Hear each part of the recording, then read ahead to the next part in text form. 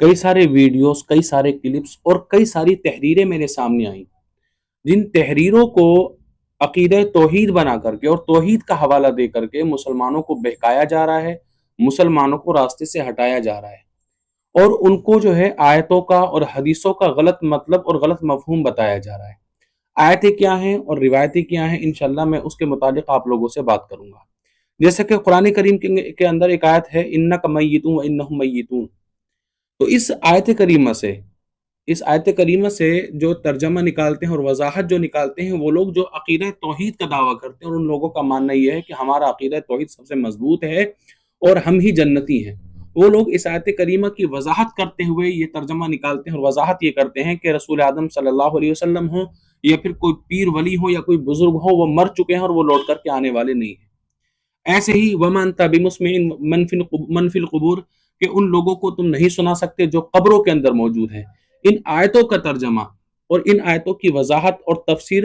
اپنے پاس سے ہوائی طریقے سے، جس کی نہ تو کوئی دلیل ہوتی ہے اور نہ ہی کوئی وضاحت ہوتی ہے، اس طرح سے لوگوں کے سامنے اور عوام کے سامنے پیش کیا جاتا ہے، جس کا نتیجہ یہ نکلتا ہے کہ بیچاری بھولی بھالی عوام جن کو قرآن اور حدیث کا علم نہیں ہے، ان کے سامنے جب قرآن کی آیتیں پیش کی جاتی ہیں اپنی جانب سے قرآن کریم کی تفسیر بتاتے ہوئے یا آیت کی وضاحت کرتے ہوئے، تو ان کے ایمان خطرے میں پڑ جاتے ہیں۔ میری گزارش یہ ہے کہ جو لوگ توحید کا دعویٰ کر رہے ہیں، تبلیغ کر رہے ہیں اور اسلام کی تعلیم لوگوں تک پہنچا رہے ہیں، بڑا اچھا کام ہے، تبلیغ کرنا چاہیے اور اسلام کی تعلیم کو لوگوں تک پہنچانا چاہیے، لیکن میری گزارش یہ ہے کہ یہ جو آیتیں ہیں اِنَّکَ مَیِّتٌ وَإِنَّهُم مَیِّتُونَ وَمَا أَنْتَ بِمُسْمِعٍ مَنْ فِي الْقُبُورِ، اس طرح کی جو آیتیں، اور بھی بہت ساری آیتیں ہیں، اگر میں ویڈیو میں بات کروں تو ویڈیو بڑی طویل ہو جائے گی۔ ان آیتوں کا صحیح ترجمہ بیان کریں اور صحیح بات لوگوں تک پہنچائیں تاکہ لوگ گمراہ نہ ہو اور عوام بہکے نہ اور راہ راست پر رہ جائے۔ اگر آپ اپنے مسلک کو، اپنے فرقے کو اگر آپ جو ہے صحیح ثابت کرنا چاہتے ہیں تو قرآن اور حدیث کی، قرآن سے کئی آیتوں سے، حدیثوں سے اور تفسیر سے ثابت کریں، جو بزرگوں کے اقوال ہیں، جو علماء کے اقوال ہیں، جو ان کے دلائل ہیں، جو ان کے موجب ہیں، وہ لوگوں کے سامنے پیش کریں اور اس کے ساتھ میں پھر عوام سے بات کریں، اپنی طرف سے باتیں نہ کریں، ٹھیک ہے؟ یا پھر خالی قرآن کریم کا ترجمہ لوگوں کے سامنے پیش نہ کریں، کیونکہ اللہ رب العزت ارشاد فرماتا ہے یضل بہ کثیرا ویہدی بہ کثیرا، کہ قرآن کے اندر کچھ مثالیں اور آیتیں، کچھ مثالیں ایسی دی گئی ہیں کہ جن مثالوں سے بہت سے لوگ گمراہ ہو جاتے ہیں، بہت سے لوگ ہدایت پا جاتے ہیں۔ تو آپ کو کیا لگتا ہے کہ آپ نے صرف قرآن کریم کی آیت کا ترجمہ کر دیا اور بات مکمل ہو گئی؟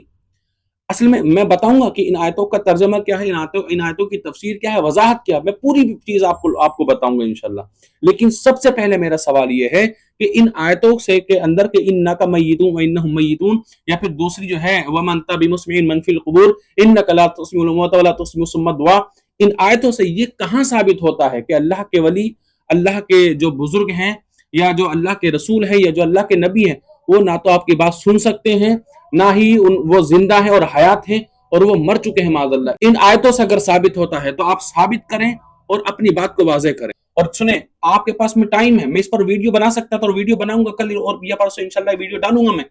اگر آپ کے پاس دلائل ہیں تو آپ ثابت کریں کہ قرآن کی ان آیتوں سے یہ ثابت ہوتا ہے کہ اللہ کے نبی یا اللہ کے ولی آپ کی بات نہیں سنتے ہیں، یا پھر وہ مر چکے ہیں معاذ اللہ اور ان کا کوئی وجود نہیں ہے، وہ دنیا میں واپس نہیں آتے، نہ ہی اپنے غلاموں کی، چاہنے والوں کی، اپنی امتیوں کی مدد کرتے ہیں۔ ان آیتوں سے اگر ثابت ہوتا تو ثابت کریں اور دلائل پیش کریں، تفسیر پیش کریں۔ اگر میں انشاءاللہ دعویٰ کرتا ہوں قیامت تک آپ ان آیتوں سے یہ واضح نہیں کر سکتے